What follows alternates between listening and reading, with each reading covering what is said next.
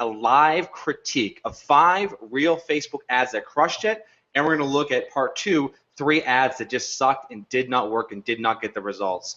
Now, the interesting thing, I think, that people like us, gurus like us, don't like to admit, part of being an experienced marketer is being able to analyze data from past campaigns and bake those learnings into future ads to help you minimize your chances of failure and really maximize or really increase your odds of success. Chris, let's kick it off here. I want you to open the show and just, what are you hoping they're going to get out of today's live critiques? Yeah, this is going to be a blast. Going into actual ads, thousands of dollars were spent on these ads. They ran their course, and we're going to take a look at them. What I hope people take away is that the devil is in the details, and that the difference between a good ad and a bad ad is actually very minimal. The takeaway is that Facebook ads are a verb, not a noun. You have to constantly run them, look at them, change them, iterate on them. And I think that what everybody will take away is that even the ads that are good could be better, and that the ads that are bad were this close to being good. And so the devil is in the details. I think that'll be the big aha for people. We're going to go through 8 ads, 5 that are great, 3 that sucked. Sarah, let's go ahead and kick it off. What do we get up first for our first ad campaign? Sure thing, Jimmy. So we all know how important it is for hiring for all businesses. So we're going to start with a great ad for hiring. We ran this ad for less than 1 week. We spent less than $500, and we hired 3 awesome employees while only taking on 8 resumes total. The first thing that we did in this ad is that we wanted to make sure that the focus of the ad wasn't on the position. We wanted to tap into the emotional thing that people are frustrated with, which is a lot of people don't love their job, Jimmy. A lot of people hate their job. And so when we look at what makes Curator successful, the people that work here love it, and it is possible. So as opposed to making the image all about, the position or the fact that we were hiring, we went a little bit more clouds, a little bit more high level, if you will. And so the image has a heart. It's got our logo. We used a really nice bright red to capture people's interest in the news feed. But first and foremost is the image. If you're thinking about looking for a job, or you're on Monster and you're on Career Builder and you're on Muse and Indeed and you're looking on all these job sites, you're not going to Facebook to look for a job. But you're already looking for a job elsewhere. So when this ad hit the news feed of the people that saw it, it felt like serendipity. The other thing that we did, I want to talk a little bit about the targeting when you run an ad for hiring. We actually we used the actual address of our office, and we only targeted the ad within 5 miles of that address. And then we cross-segmented the geography with one simple interest, which was people who like sales and marketing. So we led with the vision. We put the heart in we put an emoji in there. And then when you carry through, notice how we practice what we preach with the coupling. We repeated what it said. We put the focus on the team again. And then we went through and we talked about your role and the things we're hiring for. But again, we really focused on our people and how much they love their job. So this ad was a huge home run for us. It required us to build a dedicated page on our site about what we needed. It required us to get a really awesome image for the ad, write a little bit of copy, be strategic on the targeting. But this ad was a home run for us, and I hope there's some takeaways for the people watching. I realize that you were trying to sell the emotion and the vision of the company, but beyond that, why wouldn't you be ultra specific in the image itself? Because this is not a job website. This is Facebook. So I want to put images in my ads that would do well here, not images in my ads that would do well on Monster or on a normal job posting site. Talk to me just a little bit real quickly about the ramp up of this, because obviously, where would you rate this on? I guess on a scale 1 to 10, 10 being really hard to kind of create, get set up, set the audience. Where would you sort of put that?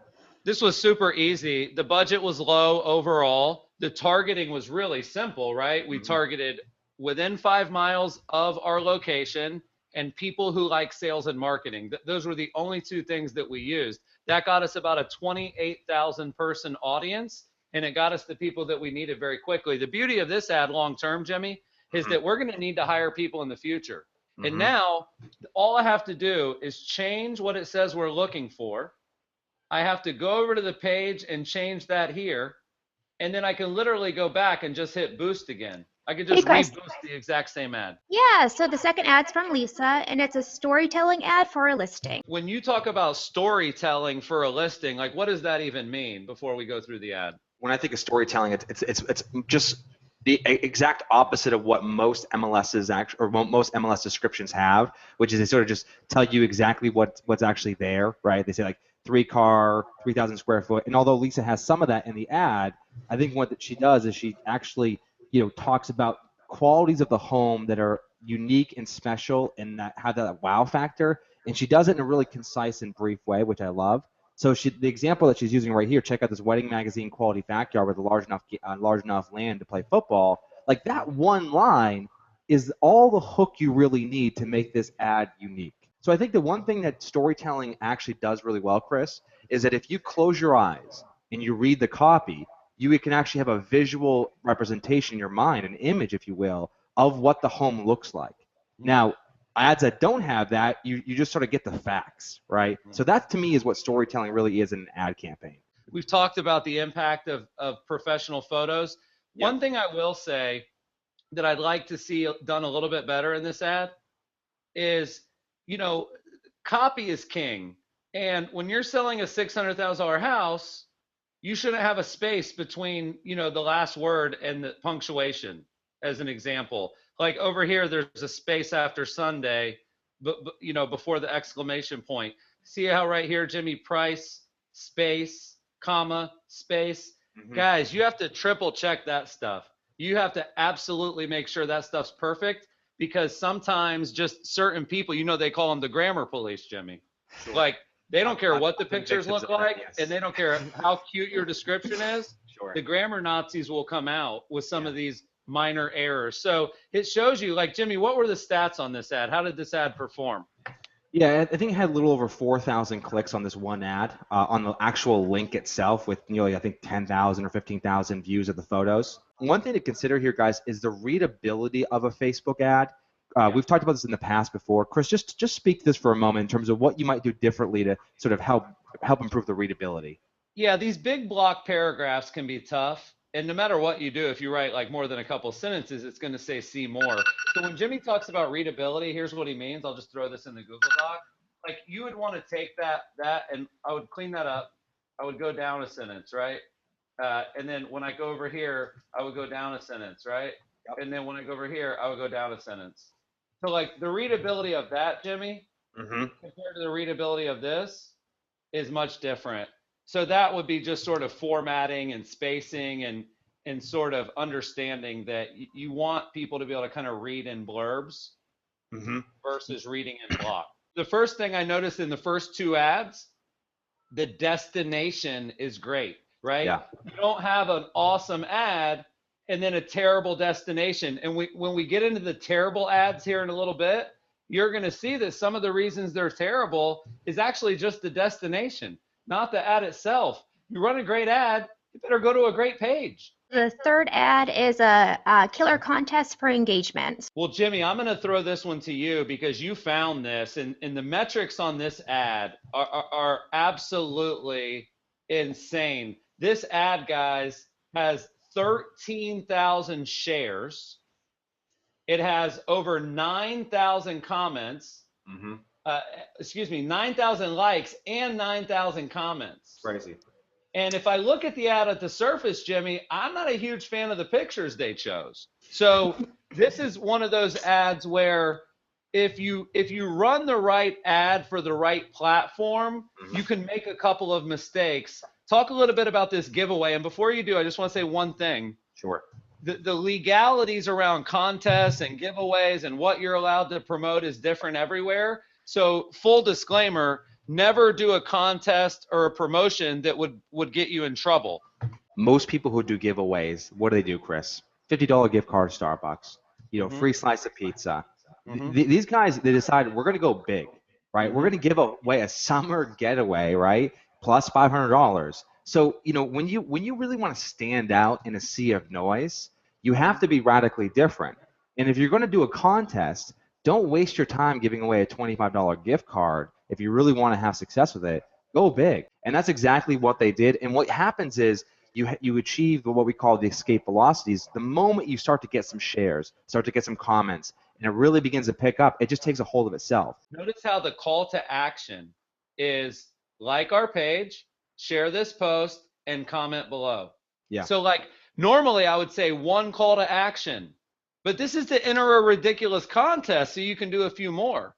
As sort of a byproduct of that contest, Yeah. this page has over 10,000 likes. So I think the one takeaway here when it comes to contests is you can do a contest once a quarter, once every 6 months to gain exposure, get some likes, get some momentum, right? Those are all great ideas, but this is not something you're going to go back to the well on, Chris, like every week. The next ad type is from the Stevenson team, and it's a great hook for a sweet spot listing. This feels like content marketing. It feels like a listicle from BuzzFeed, right? The top 18 this, under this. But it's a real estate post that killed it. So why do you think this did so well, Jimmy? Well, there's several things that jump out to me, Chris. Number one, look at the date of that post, right? June 5th, 2015. It's sort of at the beginning of summertime. So I think, number one, it has that sort of seasonal context. Number two, one home as low as $325,000. So I think this idea, when you can sort of throw something in parentheses, like 10 things that you're going to learn, or 10 ways to improve your value of your home. Number five, you're not going to even believe, right? You can kind of have that little bit of a hook that kind of says, wow, there's probably some great deals here. And then there's two more things that I want to point out, Chris. The photo, I think, spot on. It looks great. Notice how she didn't just use the text that Facebook gives you when you actually have a blog post. Like, so you see Corona top 18 pool homes. She actually overrode that. So just talk to me a little bit about, what people do when they actually share posts, when it's like a direct link click, what you could do differently there. This is a click to website ad, which means this whole box is clickable. And what I found, Jimmy, is the way people are starting to read ads on Facebook is or just posts in general, they'll read this headline and they'll look at the picture and then they'll read this. So if you want people to read this part of the ad, you need to get really clever with this part of the ad. And then when you click, she understood that this wasn't an ad that would get name, phone, email, price range. She didn't go for what you would call like a full reg. She went for a light registration. All you have to do to open up that, list of homes is you just have to put in your email and hit view. Do you feel like the link title is now more important than the headline when you're running campaigns? Yes, 100%. The link headline is as important as the copy up here. You want to actually take the time to kind of recreate your headline in that image, because the way consumers actually read it is they look at the image, they look at that headline before they read whatever copy you wrote in the actual description of the actual ad itself. So Sarah, let's go ahead and cue this up here for me. I want to talk about Patty's ad here and why it did so well. It's just a great video ad that you guys are showcasing here. So we have Patty Nag's ad here.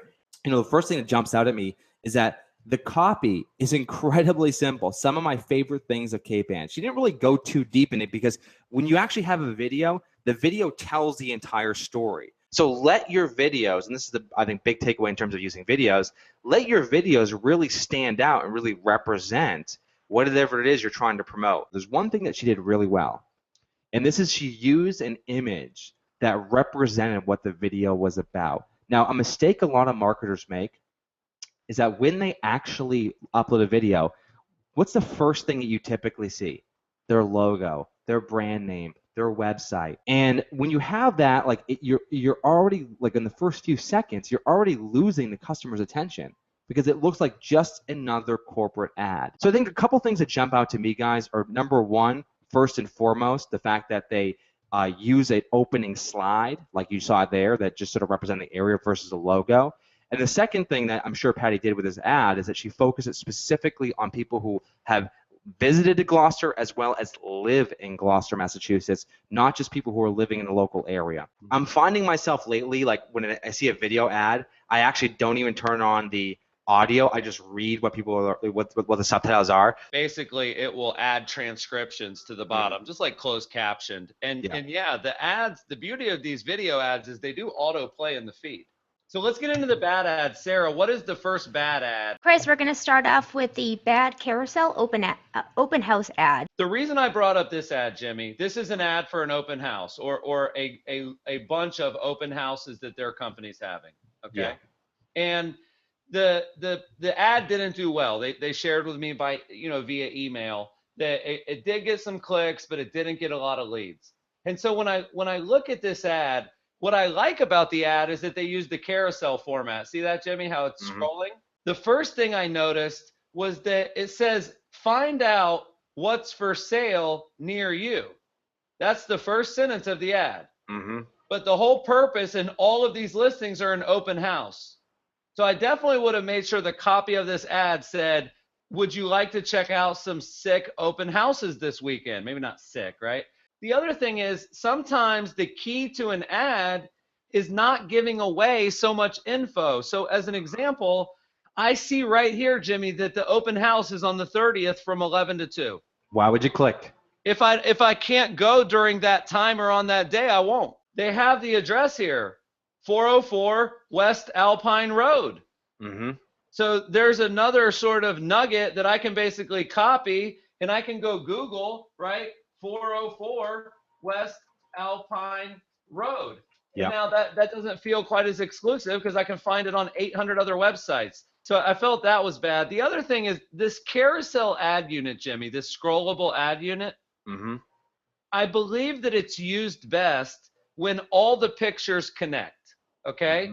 So here's what I would have done. I would have got a panoramic picture of just this house. I would have cut that panorama into 4 different panels. And you would have been scrolling to see the whole home. But here's the biggest mistake. Watch this. You're saying right here, check out our upcoming open houses in Austin, click. And then it takes me to a listing, but look what it says right here, Jimmy. Join Realty Austin. Okay? So with the other ads we showed earlier that were considered good, it was so obvious that the place you came from was the place you went. But if you start me over here and you tell me to click to learn more about an open house, I feel like this headline needs to be more about that. The use of hashtags. We see people misuse them. We see people properly use them. In this particular context, what's your thoughts on it? In this particular context, I'm not a big fan because it just seems irrelevant. Like either put a few of them that are cool or don't put any. And this is why I'm fundamentally against it, because guess who else uses hashtags, especially things like Austin Real Estate, other Austin agents, other Austin brokers, other Austin organizations. Yeah, you just literally sent all those people. There's our boy. Your competition. Sarah, what's the next bad ad? It's over in Miami, and it was a bad listing ad. Here's a couple things he could have done better. One, Jimmy, wouldn't you agree that this main image is awesome? Don't you think that this main image looks great? Yeah, it's a spectacular image, but my fear, Chris, when I see an image like this is that it almost feels like it could be an image of anything in terms of like any unit from any property in that particular, building.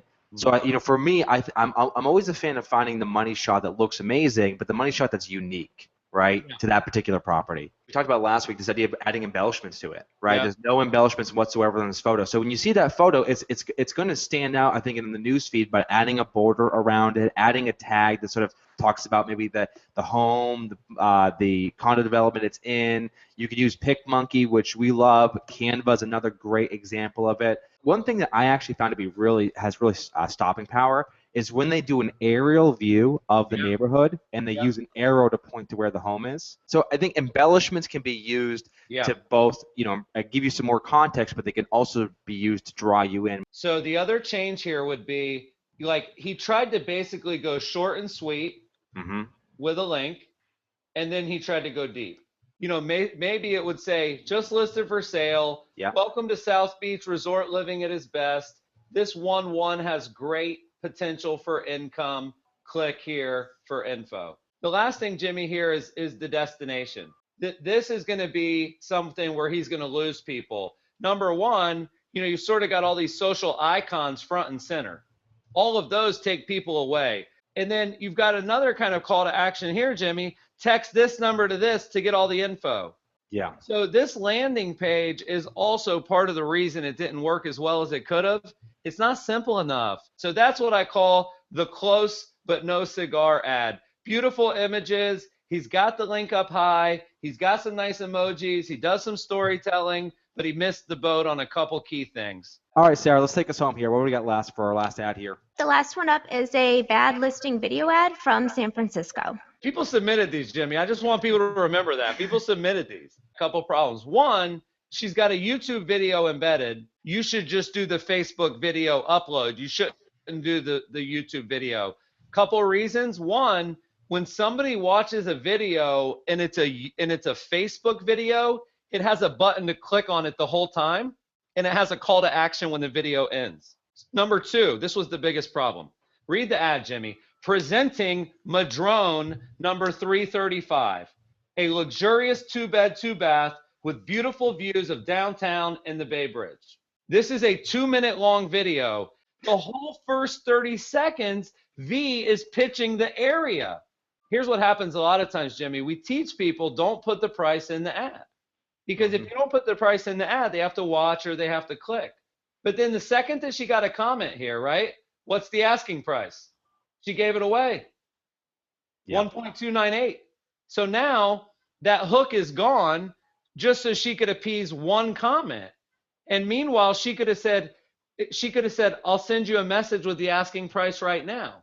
And like the idea of like, would you like a private showing? Like that's a little too aggressive in a Facebook comment. That's something I would take to the back channel. You're very, very rarely going to get anyone to call or text you from an ad. So that's also a tough call to action to go with. You're going to get more traction with a Facebook video than you would with a YouTube video. It's why we actually live stream on Facebook versus just uploading our videos via YouTube. You go on YouTube right now, you look at the average listing video, it's like under 10 views. So this to us is the future of video marketing when it comes to using your listings. And Jimmy, anything else that you want to cover before we wrap it up? It's been an interesting show, but I've enjoyed it.